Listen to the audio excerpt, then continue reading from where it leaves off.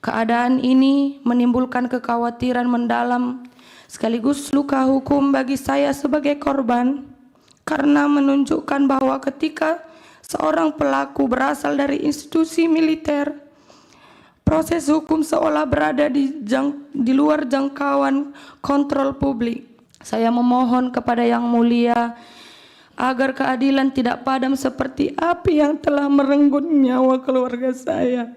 Saya memohon agar tidak ada lagi wartawan seperti ayah saya yang dibungkam, sementara aktor intelektual masih bebas karena berseragam.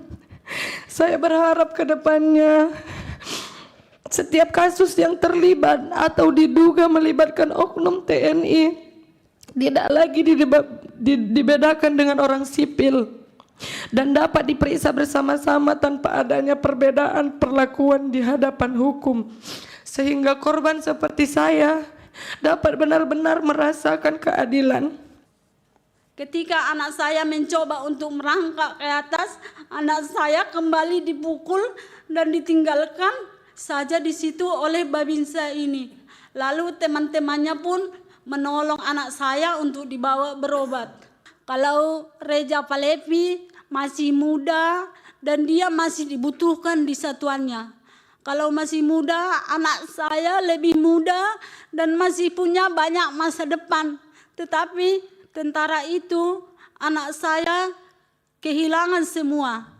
Kematian anak saya sudah sangat membunuh saya, tetapi datang lagi proses yang dilakukan serta putusan yang diberikan lebih tidak adil lagi. Kemana lagi saya harus mencari keadilan?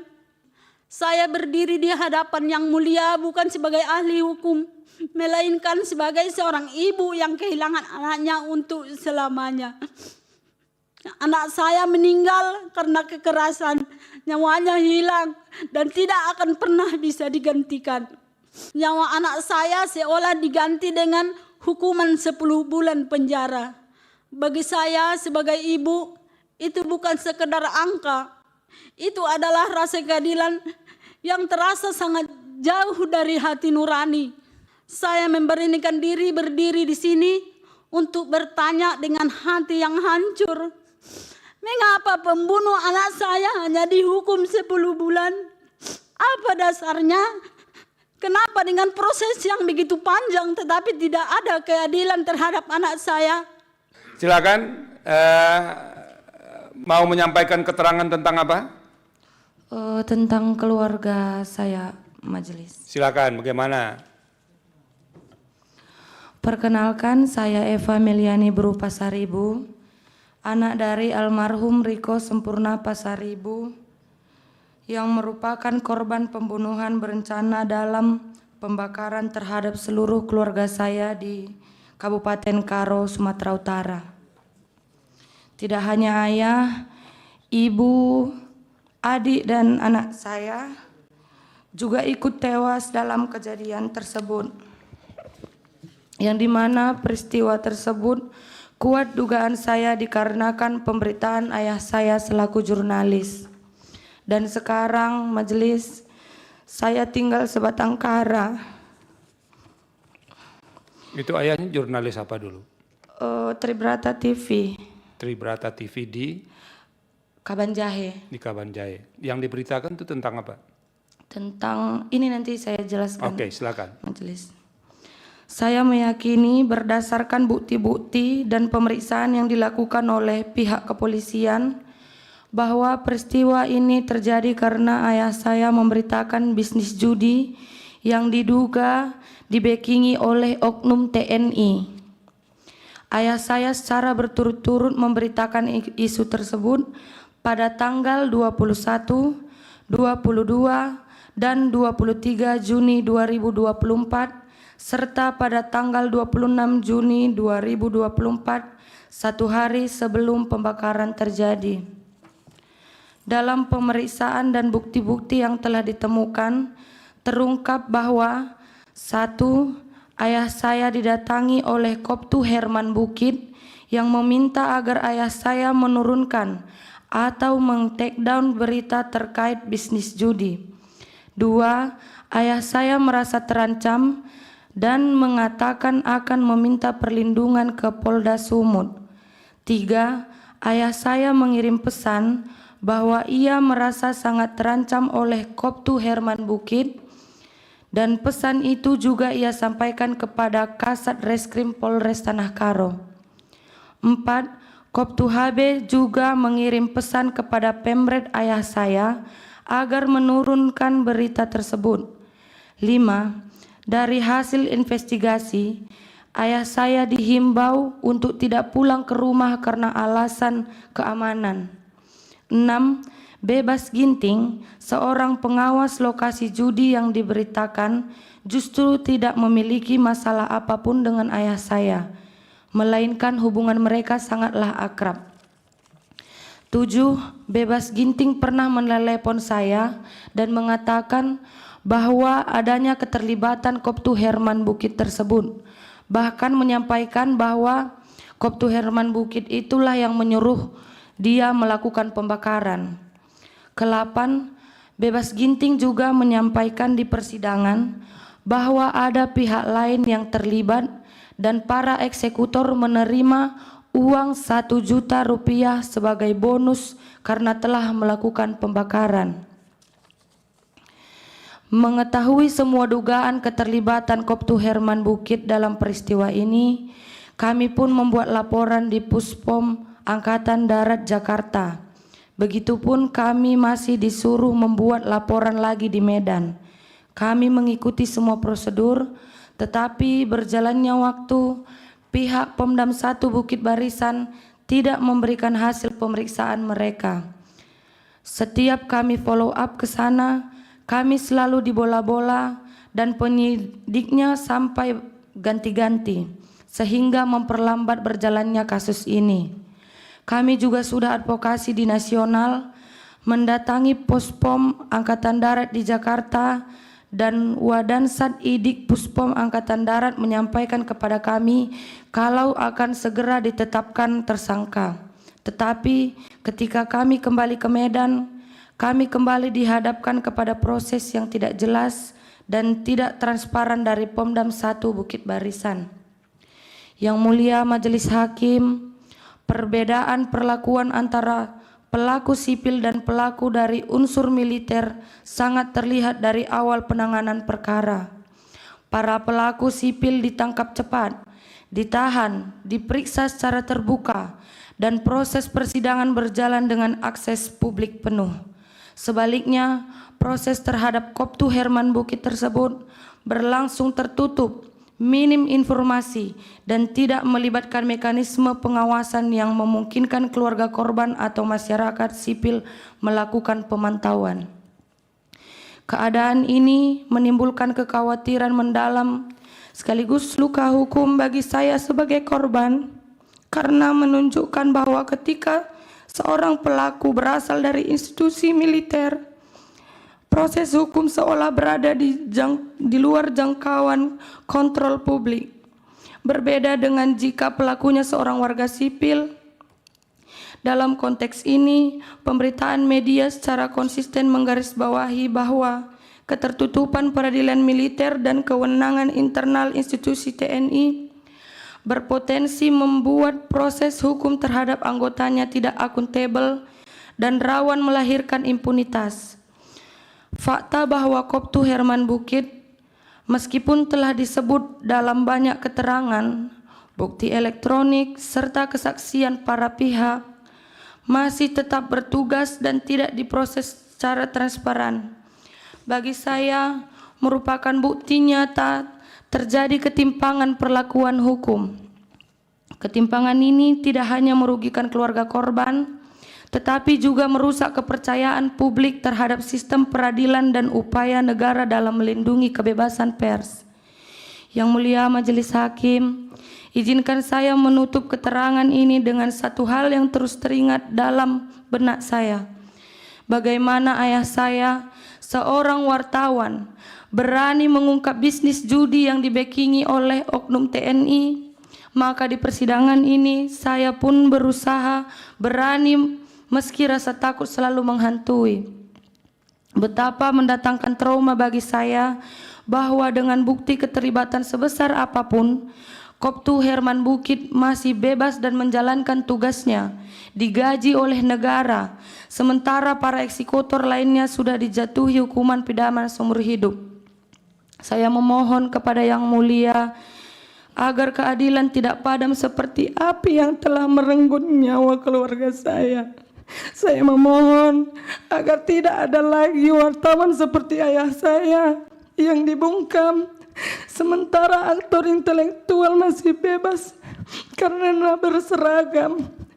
Saya berharap ke depannya setiap kasus yang terlibat atau diduga melibatkan oknum TNI tidak lagi dibedakan dengan orang sipil dan dapat diperiksa bersama-sama tanpa adanya perbedaan perlakuan di hadapan hukum, sehingga korban seperti saya dapat benar-benar merasakan keadilan.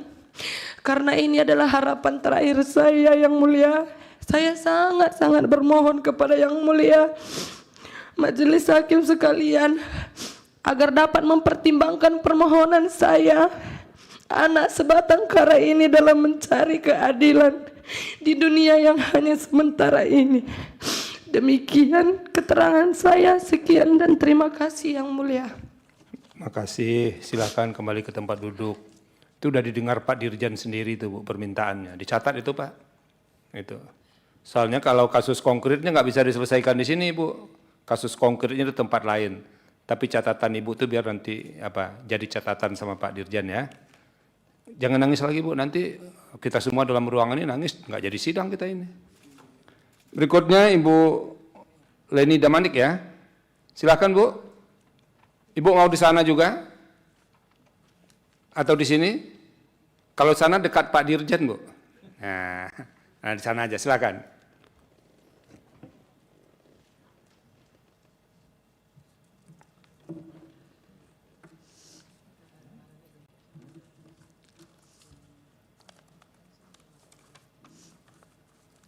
Yang Mulia Ketua, Tolong mic-nya petugas direndahkan sedikit mic-nya biar udah, silakan Bu.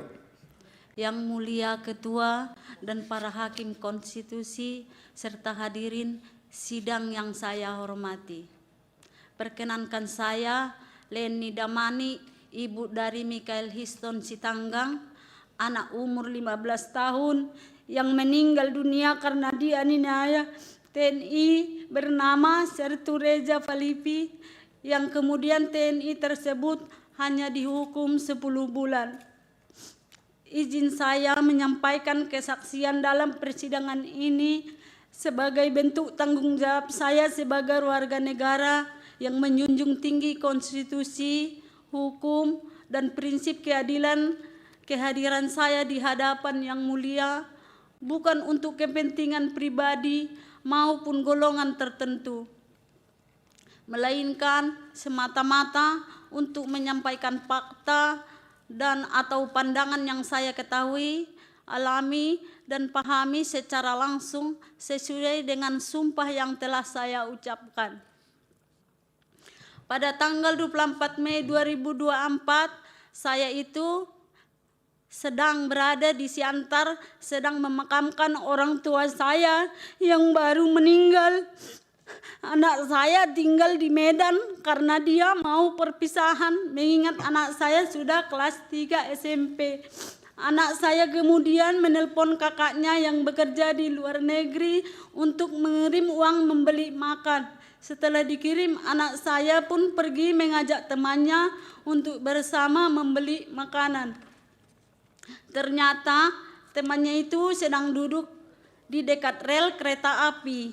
Anak saya bilang ke dia, ayo beli makanan. Terus temannya balas, tunggulah dulu.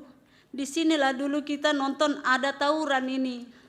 Anak saya pun kemudian ikut duduk menonton. Yang kemudian ternyata masa tawuran itu ditertibkan oleh keamanan dan lari ke arah anak saya dan teman yang sedang duduk. Melihat itu anak saya pun ikut berlari, yang kemudian ternyata ditangkap oleh tentara yang merupakan Babinsa, dan Babinsa itu memukul anak saya dan menendang sampai kemudian anak saya terjatuh ke bawah jembatan sedalam 2 meter. Ketika anak saya mencoba untuk merangkak ke atas, anak saya kembali dipukul dan ditinggalkan saja di situ oleh Babinsa ini. Lalu teman-temannya pun menolong anak saya untuk dibawa berobat.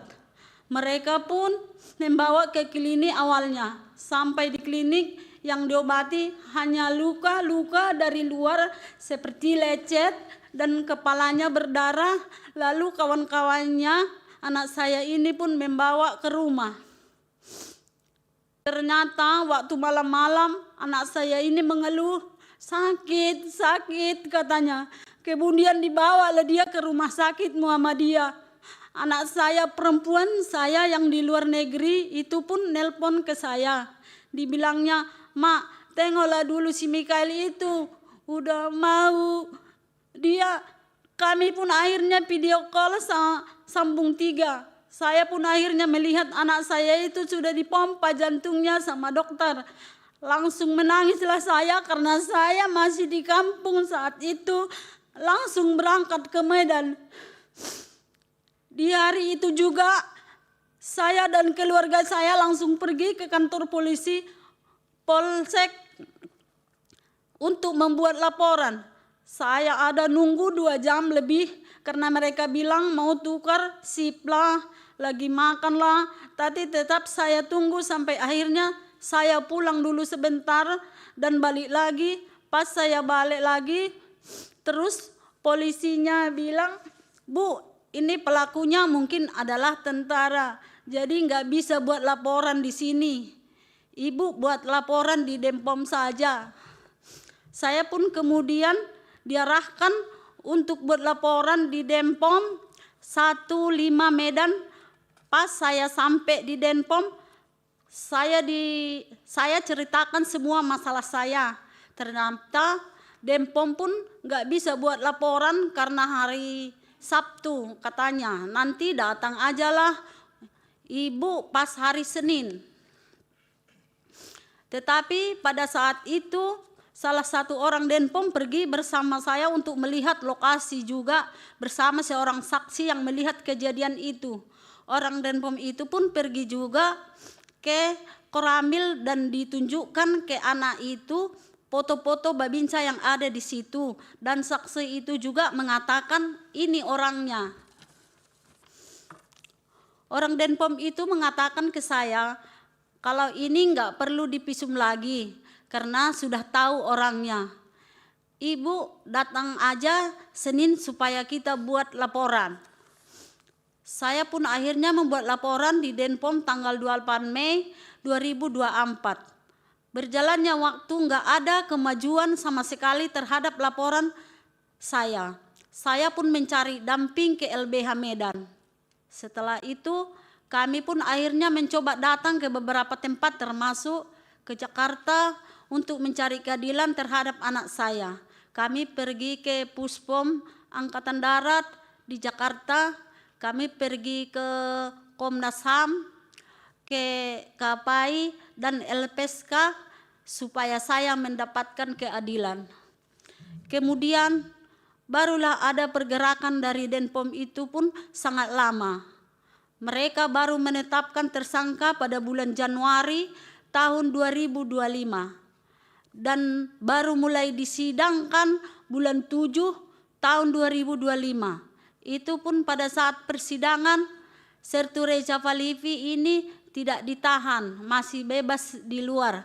Bahkan dia pernah datang ke rumah saya membawa buah dan uang mau dikasih ke saya, tapi saya tolak. Waktu saya dipanggil pun untuk diperiksa sidang, saya merasa persidangan itu ketat sekali. Kalau mau masuk kami harus lihat KTP dulu, bahkan pengacara saya yang dari LBH Medan diperiksa sama tas-tasnya, buku-bukunya pun diperiksa semua. Akhirnya tanggal 20 bulan Oktober 2025 keluar putusan terhadap Sertu Reja Falevi itu penjara 10 bulan. Pada saat itu saya menangis karena hakim militernya bilang kalau Reja Falepi masih muda dan dia masih dibutuhkan di satuannya. Kalau masih muda, anak saya lebih muda dan masih punya banyak masa depan. Tetapi tentara itu anak saya kehilangan semua. Kami pun akhirnya demo di depan pengadilan itu. Putusan itu sangat tidak adil. Proses yang segitu panjang dan saya yang tidak mengerti sama sekali. Tapi putusannya hanya 10 bulan. Saya merasa saya mati 2 kali. Kematian anak saya sudah sangat membunuh saya. Tetapi datang lagi proses yang dilakukan serta putusan yang diberikan lebih tidak adil lagi. Kemana lagi saya harus mencari keadilan? Yang mulia, Ketua dan para hakim konstitusi, saya berdiri di hadapan yang mulia bukan sebagai ahli hukum, melainkan sebagai seorang ibu yang kehilangan anaknya untuk selamanya. Anak saya meninggal karena kekerasan, nyawanya hilang dan tidak akan pernah bisa digantikan. Namun dalam proses hukum yang saya lihat dan saya alami, nyawa anak saya seolah diganti dengan hukuman 10 bulan penjara. Bagi saya sebagai ibu, itu bukan sekedar angka. Itu adalah rasa keadilan yang terasa sangat jauh dari hati nurani. Yang mulia, saya percaya bahwa setiap warga negara memiliki kedudukan yang sama di hadapan hukum. Karena itulah saya memberanikan diri berdiri di sini untuk bertanya dengan hati yang hancur. Mengapa pembunuh anak saya hanya dihukum 10 bulan? Apa dasarnya? Kenapa dengan proses yang begitu panjang tetapi tidak ada keadilan terhadap anak saya? Saya tidak menuntut balas. Saya hanya memohon agar hukum membedakan antara yang berseragam, yang tidak, antara yang berkuasa dan rakyat biasa. Jika hukum tidak mampu menghadirkan keadilan bagi anak saya khawatir ia juga akan gagal melindungi anak-anak lain di masa depan.